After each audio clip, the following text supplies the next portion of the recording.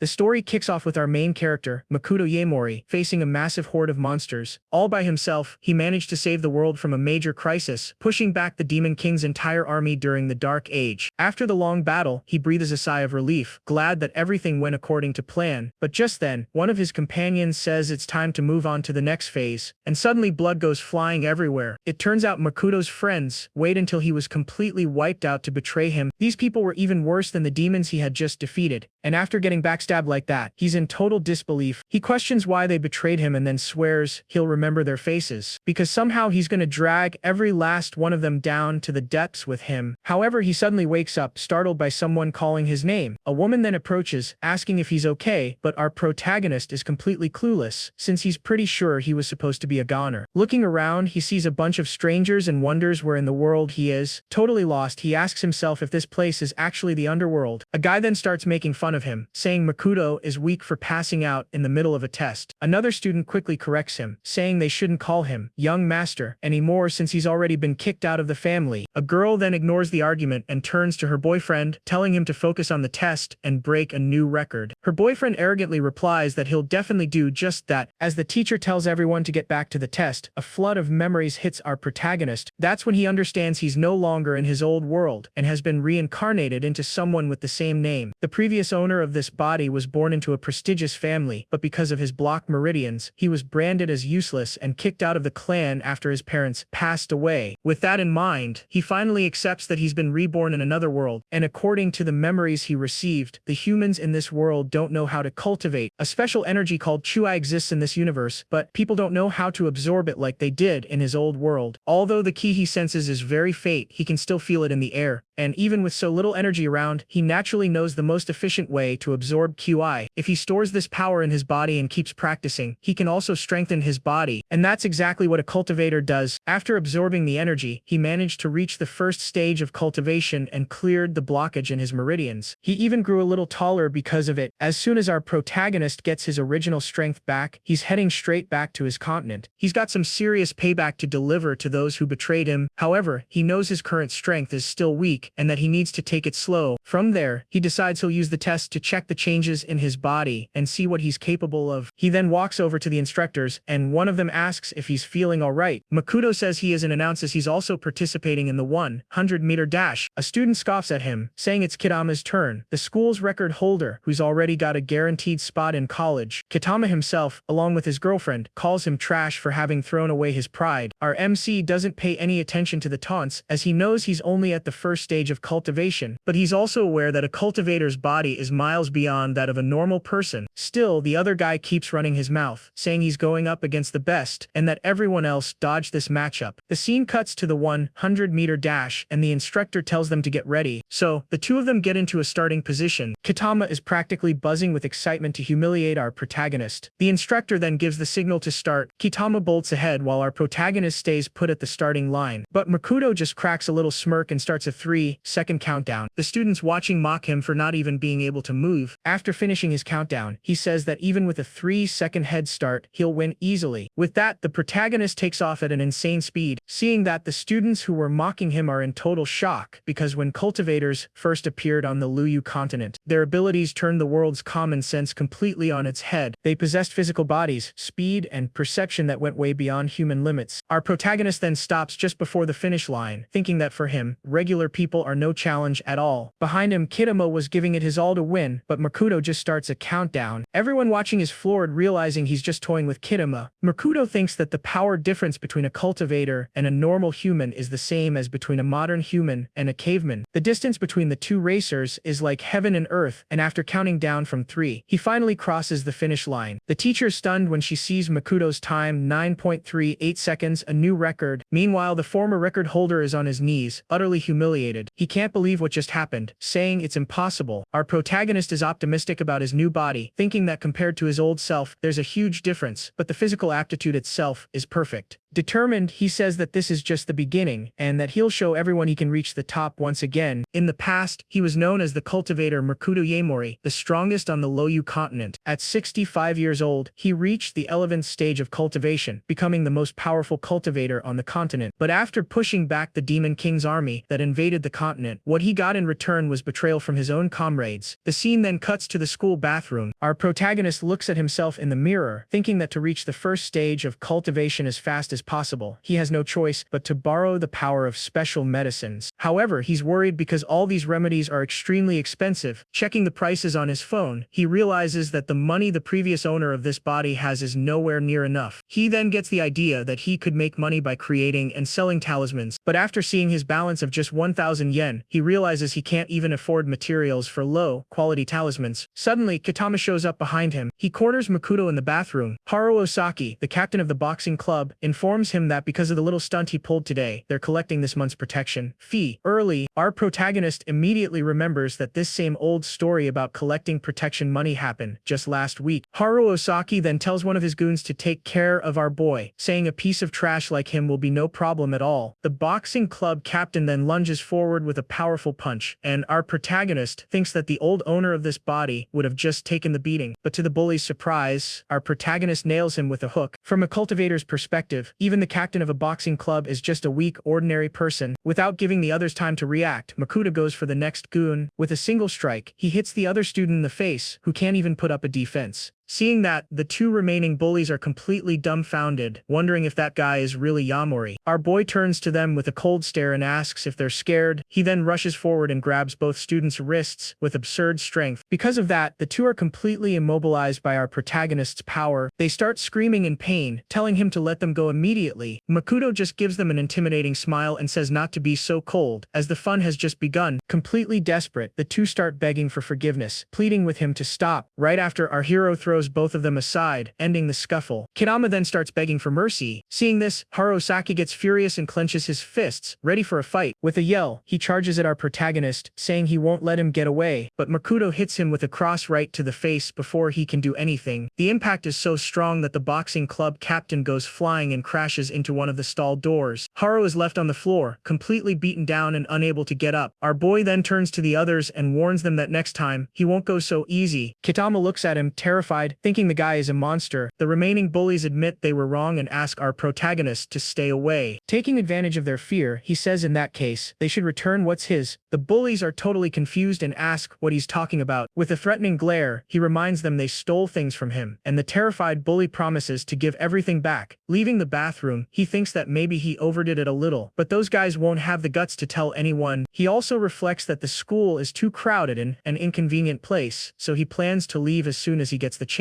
Finally, he counts the money he got back and is happy to finally have some cash for his plans. With this money in hand, our protagonist is excited because now he can buy low-quality materials to make some talismans and take the first step toward his revenge. From there, he gathers various special items like mystical stones and herbs. Using his spiritual energy, he begins to refine these materials to create mystical effects, something even a cultivator at the first stage can do easily. With everything ready, he prepares to start production. A moment later, our boy creates several talismans of different colors and types. Holding the magical items, he thinks that if he can sell them, he'll make some good money. However, 3 weeks go by and our protagonist fails to sell a single talisman. Sitting on the street, he realizes that people are looking at his products with a great deal of suspicion. Faced with this situation, our protagonist is completely bummed out by his failure. Suddenly, he hears a bark coming from somewhere and gets confused. A moment later, a little dog comes running towards him. The little guy seems to be badly injured and collapses right in front of him, making our hero wonder if he was hit by a car. Without a second thought, Makoto gets closer to help the dog. This gives him the idea to test the effects of one of his talismans, offering the item to the dog. The healing talisman starts to glow with a green light and, according to its effects, can restore organs and heal injured bodies. In that same instant, the little dog opens its eyes, completely recovered, and to our protagonist's surprise, the animal is totally healed and full of life, barking happily. Our boy just kneels there, observing the impressive result of his talisman. Suddenly, the little dog starts growling at an approaching couple, and our protagonist doesn't understand its reaction. The woman, named Shizuru Shuga, complains to her companion, saying it didn't matter if the dog was a goner, since he was the only one who wanted to come. She continues the argument, yelling at the guy to take the animal to the hospital and stating she never asked him to come along. At that moment, the heiress of the Suga family finally finds the dog she was looking for. She walks toward our protagonist while her friend, named Showada, yells, asking where he came from. Getting closer, she's confused because the dog, which was covered in blood before before, now looks perfectly fine. Our boy notices she's carrying a paper from the hospital and asks if she's on her way to visit someone. That's when he realizes a huge opportunity to sell his talismans has just appeared. He then stands up and shows the woman the green talisman he used to heal the little dog. Her companion Shawada gets angry right away and calls him a scammer, telling him not to try to fool them. The guy continues with the accusations, saying it was probably our protagonist who hit the dog just to set up this scene. But Shizuru completely ignores her friend and asks if that talisman can be used on anyone. With a hopeful expression, the young woman asks if the talisman can even heal someone in a vegetative state. Our protagonist realizes she wants to save a sick person and confirms that the talisman's spiritual energy can even heal brain damage. So, he offers a spiritual cleansing talisman and explains that the item is quite effective for people in that condition. Her friend, Shawada, however, gets annoyed and tells Shizuru to be more sensible instead of resorting to this kind of thing. Completely ignoring the guy, our boy explains that the method of use is simple. Just hold the item near the person she wants to heal. He then takes the opportunity to state the price, saying the larger ones cost 400,000 yen and the smaller ones 200,000. To everyone's surprise, Shizuru offers 1 million yen and asks him to hand over all the talismans he has. Sheicho Wada tries to stop the deal and tells our protagonist to get lost, but our protagonist grabs his arm with absurd strength before he can do anything. With a cold look, he warns the guy not to interfere in his business, and the heir of the Wada family realizes his arm is completely immobilized. He tells the guy to beat it if he's going to keep getting in the way. Without much patience, he simply tosses Sho to the ground like it's nothing. With the deal successfully closed, he hands the talismans to the woman and takes the money. He also explains that besides the healing talisman, the yellow one is for protection, and the red one is a fireball talisman. He says he hopes she never has to use the last two items. With a look full of hope, Shizuru thanks him for his help, but before leaving, she turns and asks for our protagonist's name. However, Makoto leaves without a word and Sheicho Wada keeps insisting that our boy is a con artist. The woman, however, thinks that even if it seems impossible, she has to try anything if there's even the slightest chance of her mother regaining consciousness. Our hero starts walking down the street and soon notices the little dog is following him. With the money he got, he can finally look for a place to live. The next step in his plan is to search for medicinal herbs that can be used in his cultivation. Suddenly, the little dog barks towards a specific location, catching the protagonist's attention. He then realizes that the mansion is emitting a strong spiritual energy. He's surprised as he didn't expect to find something like this so easily. Looking closer, he sees that the plant growing in the garden is actually a silver heart grass, a very rare item. The scene cuts to the hospital, where Shawada is having his injured arm treated by a nurse. He complains to the healthcare professional, saying Makoto is not a good person. He swears that the next time they meet, our protagonist will have to deal with him. At that moment, an older man in a suit appears and says that Sho was kind to accompany her, but she treated him poorly. The man, named Kenji Suga, a city councilman from Konkai City, appears and asks what she was thinking, making them look like fools. He continues his lecture, questioning if his daughter fell for a scammer's trick and if she wants to become a laughingstock. At the same time, two nurses are gossiping nearby,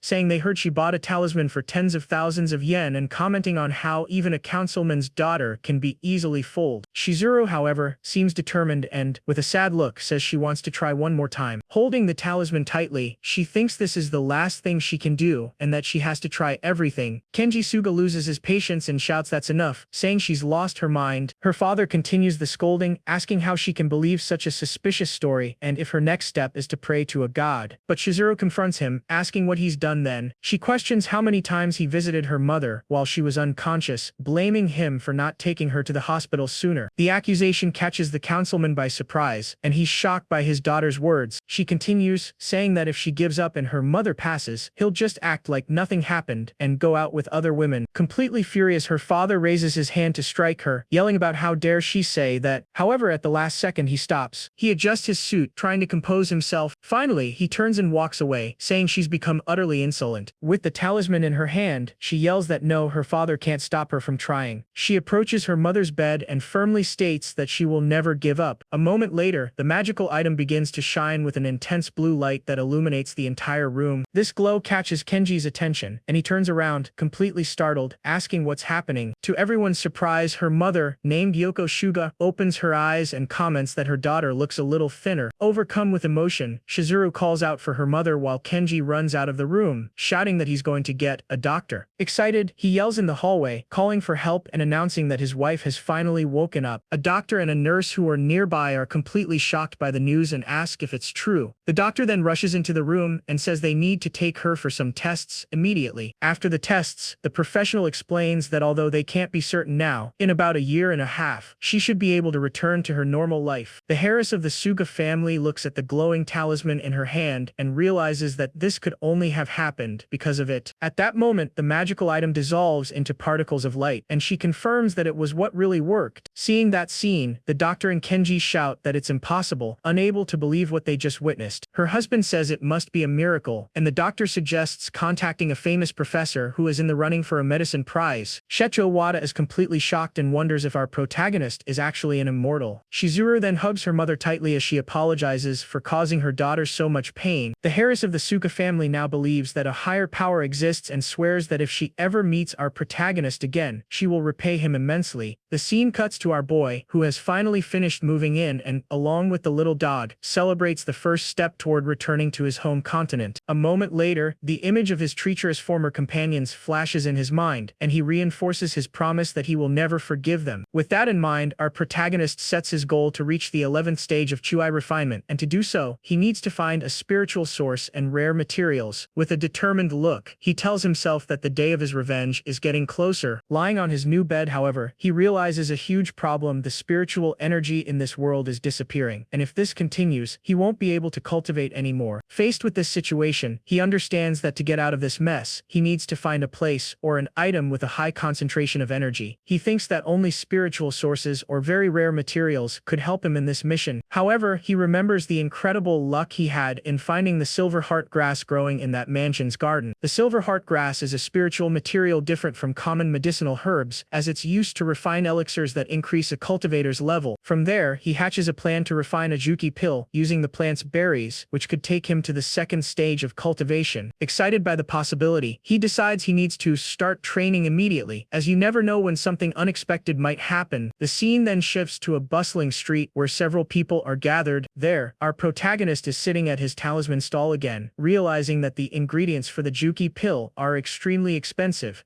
and that even if he sold everything he has, he wouldn't get the necessary money. Our protagonist thinks that even when he tries to sell his talismans discreetly, he can't seem to stay out of trouble. With that, he glances to the side and notices that the same guys from before are back, watching him from a distance. Our boy notes that they've been watching him since the third day he opened his stall, and today, the group seems much more organized and larger. Faced with the situation, he decides he's going to have to confront these loafers to find out once and for all what they want. Just then, a girl approaches and calls him by name, totally surprised to find him there. The girl asks what he's doing there. Noticing he hasn't been to the university lately, she deduces on her own that because of his weak body and being kicked out of the Yamori family, he's now broke. Makoto immediately remembers her as the classmate who always defended the previous owner of this body. With a look of pity, the girl offers to lend him some money so he can go back to college. However, our protagonist refuses the help, saying he has something important to do and leaves, leaving the girl behind, completely confused. Watching him walk away, his classmate gets very worried, feeling that something is definitely wrong with him. The scene then cuts to a narrow, dirty alley between two city buildings. With eyes full of determination, our hero decides he's going to take down all those guys at once. He runs into the alley, and one of the men following him appears right behind, a knife in his hand. The group of thugs yells that he's running away, and they all start chasing him into the dead-end alley. In the dead-end alley, the group of thugs corners our protagonist, who has nowhere to run. Makudawa remains completely calm. One of the henchmen yells with a victorious air that now he can't escape, but our boy just challenges them to come at him all at once. Faced with the challenge, the gang of thugs is ready to attack our protagonist. Their leader scoffs, saying this is going to be a lot of fun. Our protagonist then asks what their goal was in spying on him for so many days and who sent them. The group's boss calls him a complete fool for picking a fight with a major organization and still selling his goods as if nothing happened. A moment later, he reveals that the young miss of the Amatani family has taken an interest in him and wishes for him to find happiness in his next life. Makoto then recalls from his memories that the previous owner of this protagonist's body, was engaged to a girl named Amatani Setsu. He also remembers that the engagement was broken off because he was weak and ended up being kicked out of his family, finding it very strange that someone would try to take him out over a broken engagement. But determined, our protagonist thinks that, if they won't talk willingly, he'll just have to force them to tell the truth. Hiding nearby, his classmate realizes the Yakuza is trying to take out Makoto and is completely shocked to see he's gotten involved with such dangerous people. She's extremely worried, sure that with such a frail body, he doesn't stand a chance against so many men armed to the teeth. Realizing the imminent danger, the girl grabs her phone and quickly calls the police, asking for help as fast as she can. However, before the girl can finish the call, a voice behind her comments that a little kitten has snuck into the alley. A huge bald man grabs her from behind and, with a menacing look, asks who she's calling. Terrified, the girl screams for him to let her go, but the other goons just watch without doing anything. A moment later, the thugs notice the biggest presence and recognize him as the gang leader. The Yakuza leader then grabs her by the hair. Our protagonist recognizes his classmate as Machiyama and wonders why on earth she followed him to such a dangerous place. The bald guy then makes fun of our boy, saying he's quite popular for seducing this girl while already having missed Setsu's interest. Even in danger, Machiyama desperately yells for Makoto to run away as fast as he can because those guys are armed. The girl tries to stay calm, thinking they wouldn't dare lay a finger on her since she's the daughter of the prestigious Machiyama family. The gang leader, however, laughs at her naivety and says that if he ends her life right there, no one will ever find out what happened. He then pulls out a knife and brings it to her neck as the girl begs him to stop this madness. The thug just replies that if she wants to blame someone, she should blame her own stupidity for meddling where she wasn't wanted. But just as the attacker was about to strike, our protagonist dashes forward at an insane speed to protect her. With a single, precise blow, he hits the bald man's hand, forcing him to drop the knife immediately. He then prepares for his next attack, thinking he didn't want to draw attention, but now he has no other choice. He then slams the bald guy against the wall, thinking that getting caught isn't his style. The gang leader had been defeated with just a single attack. Seeing this unbelievable scene, Mochiyama is speechless, wondering if that guy is really the Makoto she knew. The other henchmen are also terrified by our boy's absurd strength and back away in fear. With a cold, intimidating gaze, the protagonist warns that he's only going to ask once and wants to know who sent them. The scene then cuts to a police car where an officer receives a call on the radio about a group on the move. The officer, named Kaya, asks where they are and what's happening. His partner informs him that over 30 people are heading to the alleys of East Street and that there are reports of a hostage on site. Faced with the situation, Kaya floors it and requests immediate backup, giving the order not to tell Chief Onaga anything. At the same time, another officer warns over the radio not to approach recklessly, as they are dangerous dealers who won't hesitate to take a life. Kaya tries to call his partner again but gets no response, which makes him even more tense. Suddenly, the radio crackles back to life, and the voice on the other end calmly says that backup is no longer needed. The officer at the scene of the chaos begins to explain that the kid he mentioned earlier took care of the problem. The image then shows all the thugs lying on the ground, completely defeated, as the officer reports that the kid took them all down by himself. Our protagonist had defeated them all with ease, and was holding the bald guy's head. The gang leader, his face all bruised, refuses to believe he was defeated by a piece of trash from the Yamori family. Our protagonist then asks where he got his information, whether it was from the Amatani family or the Yamori family. He gives him 3 seconds to answer, otherwise things will get ugly. The thug tries to buy time, but our boy's patience is running out fast. At that moment, the police finally arrive, and one of the officers shouts for him to stop right there. Officer Kaya runs toward him and warns him not to go any further, not to stoop to the level of those criminals. Makoto turns and notices the police have arrived, wondering if it was just a coincidence. He knows it would be easy to force the thug to talk, but he also understands he can't reveal his true strength in front of the cops. Looking at all the defeated goons on the ground, he decides it's better not to draw any more attention for now. So, he lets go of the gang leader. The thug feels relieved to have escaped a worse fate, while our protagonist reflects that with his current strength, he can't go against the power of the state. Officer Kaya breathes a sigh of relief for arriving in time, and is impressed that a single kid managed to handle all of that on his own. He looks at the crime scene and can't believe the kid faced so many dangerous criminals by himself. Approaching our hero, the officer introduces himself as Keiya Haruki from the Numi City Police. Machiyama, who was there the whole time, waves to the officer and says it's a pleasure to meet him too. Sergeant Keiya Haruki tries to calm the situation, and his partner partner, Rokohara Fumiya, introduces himself to the young woman. Our protagonist, however, realizes the government's surveillance is flawless and that they probably saw everything that happened. Kaya then explains that his colleague will take their statements later and promises he won't ask anything unrelated to the incident. Suddenly, Rokohara spots his superior and calls him over to the crime scene. A man with a sinister smile appears and comments that if he hadn't arrived, our boy would have let the criminals escape. This man is Police Commissioner Onaga Kaizu, and he announces that the student right there is under arrest for assault. He then shows an arrest warrant to our protagonist. Mochiyama is outraged by the injustice and yells that they were the ones who were attacked first. The commissioner just stares at her coldly and questions what she's talking about. He claims the only thing he saw was the kid relentlessly assaulting the others, while one of his men helps the defeated thug. Kaya loses his patience and grabs Onaga by the collar, telling him not to be ridiculous because he knows exactly who those people are. The corrupt chief, however, coldly replies that he's not talking nonsense. He then threatens his subordinate, asking since when he's been challenging him, and stating he can take away his position at the station anytime. Absolutely furious, the honest officer yells that his superior is a despicable man for doing this. Amid the chaos, Rokuhara holds his partner back and asks him to calm down so the situation doesn't get any worse. Makoto observes the situation and realizes that the mastermind behind it all went to the trouble of staging a big scene just to frame him. Onaga Kaizu sarcastically praises him for being quite reasonable for a criminal, but our protagonist understands this is a good chance to gather information so his training won't be disrupted. Right after, our boy confronts the corrupt commissioner and asks how he knew he was a student. Realizing he said too much, Onaga is left speechless, and our protagonist concludes he's just a lackey for someone more powerful. With that in mind, our hero already targets the true mastermind behind the corrupt cop and wonders if he should take care of him right now. The commissioner tries to hide his nervousness and says he has no idea what he's talking about, then orders his men to take him away. And so, our protagonist is escorted out of the alley. However, he shows a button he ripped from the commissioner's uniform and says it's a shame things ended this way. Onaga is completely shocked to see his button is missing and wonders when the kid managed to do that. As he's being handcuffed, our protagonist discreetly warns that the next time they meet, just taking a button won't be enough. The corrupt cop turns around furiously and swears he'll remember this humiliation for the rest of his life. The scene cuts to a prison hallway, showing that our hero has been taken to a pretty rough place. Inside one of the cells, a muscular, bald man is sitting on the floor, meditating peacefully. One of the guards approaches the cell, banging a baton on the bars to get the prisoner's attention. Outside, a police officer speaks to the inmate, informing him that he will be arriving soon as their request has been approved. He says their request is to eliminate our protagonist, and the prisoner simply confirms he understands. The scene cuts to Makoto being escorted by two guards into the prison. A moment later, cell door opens. They shove our protagonist inside the cell. The door slams shut, and our boy wonders if their plan is to get rid of him in here. But with a confident look, he finds the whole situation interesting, to say the least. At the back of the cell, he spots the same muscular prisoner from before, meditating, and questions if this guy is the mastermind behind it all. The inmate then says that for a long time, he avoided laying a hand on ordinary people due to his convictions. He says that from his perspective, normal people like our hero are far too weak, and he cracks a completely intimidating and mocking smile. The man then introduces himself as Funaki Zenjiro and reveals he was hired to get rid of Makoto, telling him to give up any resistance. Our protagonist, however, isn't fazed in the slightest and asks if Funaki is also just someone's henchman. He reflects that ever since he entered this place, he's felt a strange sensation, and even though he knows he's weak, he can sense the energy the other guy is emitting. A purple aura begins to envelop Funaki's body, and our protagonist identifies it as Ryatsu, a kind of spiritual pressure, and after being completely covered in aura, Funaki Zenjiro charges forward and yells that he's going to send our protagonist to the other side in an instant. However, his blow ends up missing our protagonist. He's left confused, not understanding what happened. Makoto then grabs the big guy's head and says that the real weak one here is Funaki himself, and he slams his head into the ground. Trying to recover, Funaki grabs our protagonist's leg. He then begins to prepare his move. He throws the protagonist with full force against the wall, but Makoto quickly recovers. Funaki then admits he underestimated the kid and says he'll have to teach him a painful lesson. However, our protagonist didn't even get a scratch from Funaki's series of attacks. Makoto then rushes at him. With incredible speed, he prepares to attack the prisoner. With a powerful punch, Funaki is sent flying, with no chance to defend himself. He slams hard against the wall. The attack was so powerful that the brute even spits up blood. However, our boy wasn't done and was already preparing his next attack. Desperate, Funaki tries to defend himself, but the power difference was absurd, and Makoto sends him flying with a powerful kick. Throughout the entire fight, our protagonist didn't even break a sweat. Meanwhile, Funaki was completely beaten down. Completely losing it, the brute charges forward, screaming about how our hero dares to get so cocky. However, Makoto dodges with ease. Before the big guy could do anything, he's hit with a punch to the stomach. The blow is so powerful it makes the poor guy spit blood, and once again, he's thrown like he's a tennis ball, on his knees and in disbelief about what just happened. He wonders why he's getting beaten up like this. Our protagonist stands before him, now with a red aura of power emanating from his body. With his fist glowing with blue energy, he prepares to deliver the final blow and end the fight once and for all. With a final, devastating punch, our protagonist hits Funaki Zenjiro square on and slams him to the ground. He then grabs the prisoner's head and, with a cold look, asks who's behind all of this. He continues to pressure the inmate to get the answers he needs. A moment later, our protagonist asks his second question, wanting to know where he got that Ryutsu. The scene cuts to the police commissioner's office, where Onaga Kaizu is yelling into the phone, asking what kind of monster that kid is. On the other end of the line, a voice responds dismissively, "A monster. He's just a failure from the Yamori family." Onaga, still a bit suspicious, says he hopes the kid can be eliminated without any major issues. The mysterious voice reassures him, saying he's hired the best and that, if everything goes well, he'll recommend him to be the new chief of police. Back in the cell, our boy is sitting in a chair, commenting that the muscular man has a lot of guts for not opening his mouth. Funaki then admits he underestimated him and reveals that our hero is far beyond the level of ordinary people like them. Our protagonist picks up on the word them and wonders if there are other cultivation practitioners in this world. The prisoner then begins to tell his story, revealing that a few years ago, he met an old monk. In a flashback, he remembers seeing the monk slice a giant tree in half with just one hand, effortlessly. At that time, the inmate's jaw dropped, completely shocked by that absurd display of power. Finally, he says the monk gifted him a bottle of divine water, which was the source of his strength. Continuing his story, Funaki Zenjiro explains that if he kept drinking the diluted divine water as the monk instructed, over a few years, his body would gradually transform into an extraordinary form. Our protagonist understands that what he calls divine water must actually be a spiritual liquid and becomes interested in visiting this so-called source. He thinks that spiritual sources only exist in places with a high concentration of energy and that their liquid is a very valuable resource for cultivation. Makoto then questions him why someone who has transcended a common human would obey orders from just anyone. The inmate reveals that his son suffers from a degenerative disease that requires very expensive medical treatments. With a look of pure frustration, he clenches his fist and says that the divine water didn't work on his son's illness, and all he can do is keep him alive. Because of this, he desperately yells that he needs to make more money as quickly as possible to find a cure. Our hero listens to the story and calmly says that this disease can be treated and that perhaps he can save the child. Funaki is completely shocked by the statement and yells, asking what he just said. Our protagonist explains that the water is a spiritual liquid and can be dangerous for normal people, but a special technique can amplify its properties. He then uses the healing property as an example and shows a green talisman he has in his hand. The prisoner, however, doubts him and questions what kind of effect a simple talisman could have. Without saying another word, our boy just activates the magical item, which releases a powerful green healing aura. The energy completely envelopes the muscular man, who looks at his body in shock, realizing he has been fully healed. With the glowing talisman in his hand, our protagonist gives the prisoner a choice. With his red eyes, he tells the inmate to tell the truth and save his son, or simply perish right there. Funaki Zenjiro gives a small smirk, seeming to have made his decision. From there, he admits that, as expected, our boy is no ordinary person. He then reveals that the one who contacted him was a guy named Hashimoto Kosei. The scene then cuts to Hashimoto himself, who is on the phone complaining that someone got scared of a nobody from the Yaemori family. He's the owner of the Kozan Club and is in a super fancy room, telling them to proceed with the plan. With a very strange smile, he asks someone there what she wants to eat or drink. We then see a woman, all tied up and bruised, bound to a chair. The psycho approaches her and complains that she's rude for not knowing how to behave at the table. With a sick look in his eyes, he thinks about what he's going to do to her for fun. Without the slightest bit of pity, he violently rips the gag from her face. A moment later, he appears with a pair of pliers and a wicked smile, asking which tooth he should pull to teach her a lesson. The woman is terrified as the monster forces the tool into her mouth. The next image just shows how cruel and sadistic the real villain behind everything is. In the meantime, a butler approaches Hashimoto and informs him that he received a call from Lord Ama regarding the Yaemori situation. Wiping his hands, the villain replies that he's already asked some thugs to handle it and says to let them know he'll stop by the police station later. Back at the prison, the inmate tells our boy to accept this as thanks for the talisman. The muscular man then hands his necklace with a crucifix to our protagonist protagonist, holding the object. Our protagonist is surprised, noticing that it's a highly concentrated spiritual liquid. He thinks that if he sprays this liquid on the silver heart grass, it will bear fruit immediately, allowing him to refine a pill to reach the second stage of cultivation. Faced with the unexpected gift, our hero pockets the necklace and thanks him, saying it will be a great help. Funaki Zenjiro then warns him that from now on Hashimoto will be on his tail. With a serious look, he adds that people who get on that guy's bad side don't usually meet a pleasant end. Our protagonist, however, reassures him, telling him not to worry as long as he doesn't forget their deal. As for this Hashimoto fellow, with a sinister smile, he promises to say hello to the guy on his behalf. The scene then cuts to Nihai University, showing a new setting. A yellow sports car pulls into the parking lot, and an elegant leg steps out. A moment later, a very stylish woman in sunglasses gets out of the car with an air of superiority. Looking at a photo in her hands, she thinks that if she hadn't seen it with her own eyes, she would never have believed that the boy selling talismans was the famous exile from the Yaemori family. Finding the whole thing a huge coincidence, with a new goal in mind, the woman decides she'll ask the dean's office which class Makoto is in. Elsewhere at the university, Mochiyama is super annoyed, yelling that she can't just stand by while Makoto is taken away by corrupt cops because of her. At that exact moment, the office door slowly opens. Mochiyama is surprised to see Shizuru Shuga entering the room, while an older man watches the scene. The heiress of the Suga family overhears the conversation and asks if by any chance they're talking about Makoto. The scene cuts to the police station, where Officer Kaya slams his fist on his superior's desk, yelling that this is going too far. He continues his indignant lecture, as they finally caught a dangerous criminal, and now the corrupt chief is just gonna let him go. Completely outraged, the honest officer points at Onaga and accuses him of abuse of authority. The police commissioner, however, remains calm and asks if Haruki has any proof, reminding him that insulting his superior is a serious crime. Undeterred, Kai gets closer and states that he knows his superior is up to something behind the scenes. Onaga challenges him to say what he knows, and the two stare each other down with intense tension in the air. Suddenly, the office door opens, and someone tries to block the entrance, saying the room is restricted. Mochiyama bursts in, pointing at the chief and demanding he release Makoto immediately, while Shizuru follows, apologizing. Onaga is irritated by the interruption and scolds his men for not even being able to keep outsiders out. With a suspicious look, he wonders who this woman is, as the boy from the Yaemori family shouldn't have any important support. Lighting a cigarette, the corrupt chief states that their friend is a suspect in a robbery and assault, and therefore cannot be released. Kai is furious with the lie and yells that it's absurd, asking since when he's been a suspect in something like that. Onaga, however, refuses to explain, saying that as the chief, he cannot leak internal information. Mochiyama jumps into the argument, questioning why the Yakuza members aren't in jail, since arresting Makoto and releasing the others is corruption. The commissioner loses his patience and threatens to arrest both of them for obstruction of justice if they don't leave immediately. Shizuru takes out her phone and places it on the desk with a defiant air. Calmly, she sits on the sofa and tells the corrupt cop to try it if he has the guts. Onaga gets really angry and orders his men to throw them both in a cell and shut them up. A moment later, several police officers approach to carry out their superior's order. Kaya yells once more that this is an abuse of authority while being held back by two colleagues. Shizuru mocks the chief and asks if he really thought he could silence them with false accusations. Onaga lets out a sarcastic laugh and says that insulting a government official will only worsen their sentence. At that moment, the heiress of the Suga family reminds him that the same Yakuza he released were doing some favors for him. The commissioner realizes the situation is getting complicated and his expression turns to pure rage. With an intimidating gaze, Shizuru implies that since he resolves things with favors, Makoto's situation could also be resolved with money. Onaga Keizu sits back, completely relaxed, and says it's natural for the powerful to have privileges and that their friend's fate was to end up this way. With a mocking smile, he continues his threat, creating a scenario where Haruki resists desperately, and everyone ends up losing their lives right there. The corrupt chief finishes by saying it wouldn't make a difference because he could just make up that story, leaving everyone completely tense. Shizuru, however, stays calm and, with a small smile, speaks into her phone, asking if Director Ogi heard that. On the other end of the line, a voice confirms they heard everything, and the police officers present are left speechless by the turn of events. Onaga starts to sweat and, with a panicked look, wonders if that's really the famous Director Ogi. The heiress of the Suga family seizes the moment to introduce herself and announces that for his involvement with anti-social forces, abuse of authority, and threatening a councilman's family, he is suspended. Hearing the news, the commissioner collapses into his chair, completely shocked, and asks who exactly she is. With a face full of dread, he realizes she's from the Suga family and can't understand why the prisoner has connections to such powerful people. The scene cuts back to the prison hallway, showing the cell where our protagonist is. A moment later, the crucifix he got from Funaki begins to glow with an intense light. Holding the necklace, our hero notes that the amount of spiritual liquid is very small and that he can only use it once. Suddenly, our protagonist hears a noise and realizes someone is approaching. A pair of high-heeled boots appears outside the cell, catching our boy's attention. A moment later, the cell door slowly opens, revealing the unexpected visitor. With a serious look, our protagonist observes the unexpected visitor who has arrived at his cell. The stylish woman, along with Machiyama, smiles and says it's been a long time since they've seen each other. Elsewhere, Hashimoto is having a fit of rage, smashing everything in his office and yelling that all his goons are useless. Sitting in his armchair, he complains that one is almost on the other side and the other went to prison, calling them both worthless. With a worried look, he thinks that if the Ama family's mission isn't completed, he won't be safe either. One of his bodyguards approaches and asks what Lord Akamasa is going to do. Hashimoto stands up and decides he will send his best man to show his sincerity to the Ama family. With his eyes glowing purple, he declares he will get rid of that trash with his own hands. The scene cuts to our boy watching TV, complaining that because he bought the materials, he's broke again. Looking at all the ingredients gathered on the floor, he summons his alchemy cauldron and yells to begin. The cauldron begins to glow with a golden light, and several beams of energy concentrate on it. With a focused gaze, our hero gives the order to refine the key-gathering pill. A moment later, he appears with the finished pill in his fingers, thinking that the method is simple, but for this world, the effect is more than enough. With the pill in hand, he finally starts training, thinking it's been a while since he used the Cloud Shadow step, leaving the little dog impressed. With a confident smile, he clenches his fist and states that at this speed, not even bullets could hit him. Back in his apartment, our protagonist thinks he's used up all the spiritual liquid he got and, to keep evolving, he needs more items with energy, remembering the source Funaki mentioned. Checking his balance on his phone, he realizes that going the normal route is too risky and decides he'll use an influential contact the ex-prisoner gave him. Holding a card, he calculates that just the entry procedures cost 2 million yen and that the money he has is nowhere near enough. At that moment, a TV ad catches his attention about a Sugo beauty injection that promises to restore youth with a single needle. The commercial continues, showing the product's popularity and announcing a sale with the lowest price in history at 39,980 yen. Faced with that information, our protagonist picks up a small blue box from the table. With a confident smile, he reflects that the women of this world are obsessed with youth and that the upcoming party is the perfect opportunity. The scene then flashes back 5 hours, showing our hero having dinner with Shizuru, thinking he can't believe she's the daughter of Councilman Suga. He understands that's why she was able to contact the police chief directly. The young woman then interrupts him and says she called him there because she has a favor to ask. Our protagonist stops eating and asks what kind of favor. She asks if he knows the Sugao building, and our boy replies, asking if she means the city's largest cosmetics manufacturer. Shizuru reveals with a smile that she's actually the owner of it all, and that the following night, she's throwing a party to celebrate her mother's recovery. The heiress of the Suga family then invites him to the event, leaving him completely surprised. The image then cuts to a night view of the gigantic cosmetics company building. Back in the present, our protagonist holds the small blue box and thinks about the Joyan pill, a common item among the female cultivators of his former continent. Opening the box, he reveals a shiny white pill and calculates that if he targets wealthy women, selling just 3 or 4 of them would get him the 2 million yen he needs. With the plan in mind, our protagonist understands that the perfect opportunity is right in front of him. The scene then cuts to the party, where Shizuru's aunt and uncle are pressuring her, saying that a woman over 30 is no longer young. The uncle even compares her to her older sister, Masami, saying that if she doesn't get married soon, she'll end up a spinster. With a cigar in his mouth, he continues his lecture, accusing her of selfishness for not contributing more to the clan now that she's older. Without any compassion, the man calls her a plague and mocks her for not being able to say anything in her defense. With an intimidating look, he claims they are saying this for everyone's good, and that now that her sister has woken up, she should convince Shizuru to accept the marriage proposal. At that exact moment, Shizuru's mother starts coughing, and the young woman rushes to help her, asking if she's okay. The uncle, however, ignores the scene and says that a woman of a good age who can't get married is like defective merchandise, suggesting she marry someone from the Oko family to avoid problems. Masami then intervenes, saying she has her own thoughts on the matter. The uncle scoffs at her idea, asking what thoughts those might be. Completely irritated, he yells that it's just selfishness on her part. With a skeptical look, he questions if she really believes she can regain her youth with a simple cosmetic product. Suddenly, a voice echoes through the hall, stating that he can do just that, leaving all the guests completely surprised. Our protagonist appears in the hall and says that calling a renowned woman in the cosmetics industry defective merchandise, and with his eyes glowing red, he completes the sentence, saying there's a limit to rudeness. Shizuru's uncle is terrified by the sudden appearance and yells, calls, asking who he is. Completely losing it, the man starts calling for security, while all the guests stare at the commotion. Shizuru then approaches and introduces him as Makoto Yaemori, the benefactor who saved her mother's life. Mrs. Suga herself, now in a wheelchair, thanks him for selling the talisman to her daughter. With a gentle smile, our hero says there's no need for thanks. The uncle, however, continues his scorn, calling him a con artist and claiming that the lady's recovery was thanks to the power of medicine, not some suspicious item. Our protagonist then introduces himself as a researcher with knowledge of time and value, and also as a business partner of President Suga. One of the relatives butts in and asks what kind of business he would have there, and our boy replies that they were discussing whether youth can be restored with cosmetics. Holding the small blue box, he states that he will show them the answer to that question right there. He then turns to Masami and asks if she would mind lending him a hand, surprising the woman. With a smile, he offers the box and asks her to eat the item inside. The older sister takes the box and looks up with an expression of hope and admiration. Our protagonist opens the box, revealing the Joyan pill, and says this is what will solve the problem. Shizuru's uncle doesn't accept the situation and points at our protagonist, calling him a liar and saying the pill is probably poisoned. Faced with the accusation,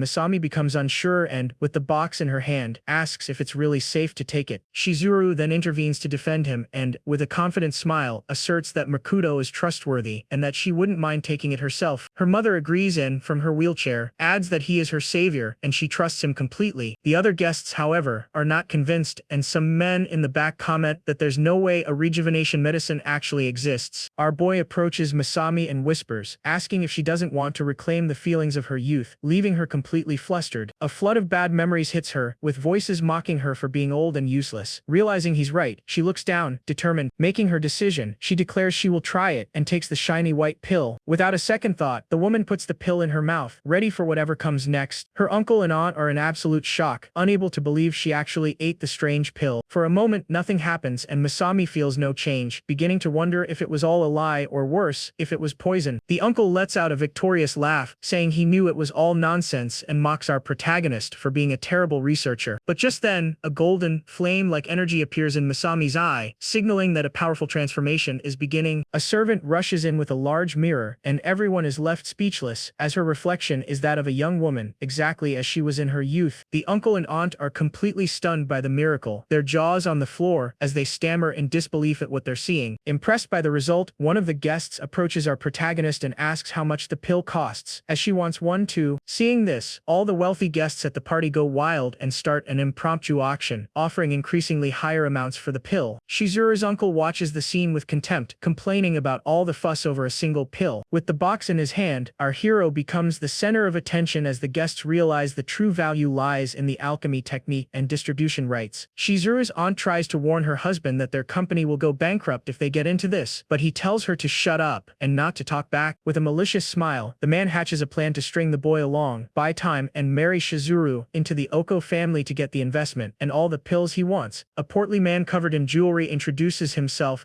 as a member of the Kozan group and offers 4 million yen for the distribution rights. Immediately after, another guest from the Rinkyo group tops the offer, shouting that they'll give 20 million. A man in a suit then intervenes to calm the crowd, reminding everyone that Makoto is Shizuru's guest and they shouldn't be talking business. With a fake smile, he turns to our boy and invites him to talk in a more private place. Alone with him, the man makes his proposal, 30 million for a 30-70 profit sharing deal. Our protagonist questions if the offer is 70% for him and 30 for the company. The man bursts out laughing, saying it's the other way around, 70 for them and 30 for the boy, bragging about the Hoshisu family's connections. At that moment, Shizuru appears and with a cold voice, asks what kind of connections the Hoshisu family even has. Her uncle and aunt are shocked by their niece's attitude, and the man reminds her that she's family and shouldn't act that way. Shizuru Shuga then confronts her relative, questioning his talk about family, reminding him that he didn't think much about it when he lost 160 million yen, using their grandmother's company as collateral. Her uncle panics completely and starts stuttering, saying it's absurd and that she doesn't know what she's talking about. With her phone in hand, the heiress of the Suga family threatens him, asking if she should read aloud the fund withdrawals from the Uko family and the collection notices from the bank. At this revelation, Shizuru's mother and aunt are completely shocked, and Masami questions if he really used their mother's company as collateral. Terrified, the man starts to sweat and asks how she found out all of that and if she investigated them. The young woman continues to expose the scoundrel, accusing accusing him of coming only to squeeze money out of her mother, planning to use the same tactic he used on their grandmother to leave her with nothing. With intense anger and not an ounce of patience, she states she won't give him a single cent. She then reveals to everyone that his plan was to profit without investing anything, and that he didn't even have the 30 million yen for the deal, accusing him of trying to scam our hero. Desperate, the uncle crawls on the floor and denies everything, shouting that it wasn't like that at all and she misunderstood. He then appeals to his sister for help, playing the victim, but she looks at him with pure disappointment and reminds him she gave him the company because he promised to change his life. The man continues to beg, grabbing her dress and playing the victim, saying he's the only man left in the Hoshisu family. Shizuru's mother, however, with a sad but firm expression, says that even if she ignored the family's feelings, embezzling their mother's inheritance is absolutely unforgivable. Without any pity, she kicks him away with surprising force and warns him that he'll have to face the consequences of his actions alone. Lying on the floor, completely defeated, the uncle is devastated and asks with tears in his eyes if she's really abandoning him. Shizuru then approaches with our protagonist and gives her relative a choice: